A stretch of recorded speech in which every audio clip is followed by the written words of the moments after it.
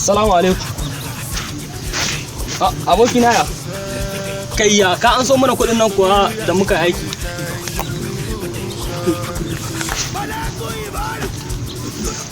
Kai da Allah wai ne me kake kuɗi nake tambayan ka.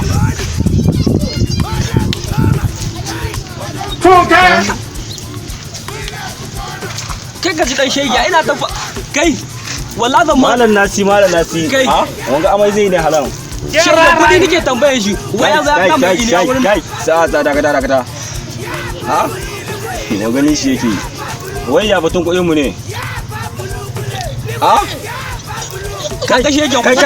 ya ga awa guda ina tambayan shi wallahi ga wallahi kuɗin mu sai an ba mu kuɗin mu kai a zai hakuri kai wallahi sai an ba mu kuɗin mu Nasiru wanga ma abun tausayi ne assalamu alaikum malowi dakata abun tausayi ne ba mai kuɗi me aka 30 ya ka 30 ba mai kuɗi kawai aboki dan ba mai tashi mu je kawai wallahi ya cuce mu wallahi shi mu je ban komai mu je kawai na musu saboda wata magana musu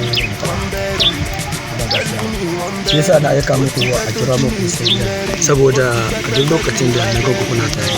sai na ga kun burge na a kodo shi yasa a kowane lokaci nake jin daɗin abin da zama da akwai kuɗi yanzu ba wata damuwa inda har za ku ba ni haɗin kai zan tsana share muku hawayen yanzu shi kenan abin da nake so da ku da Allah malama me yaso ne Farida ya kuma fa suna na Nafisa ya sun yake ta yanzu abin da ke so da ku zama ku haɗa oh my god a kowane lokaci ku dinga hankali da juna ku dinga zaman lafiya a koda yaushe yanzu zama sai da hankali. Assalamu alaikum. Kai ina kuɗin mu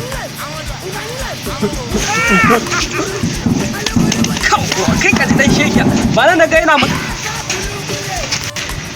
wallahi ko amai jini zaka yi sai ka ba mu kudin nan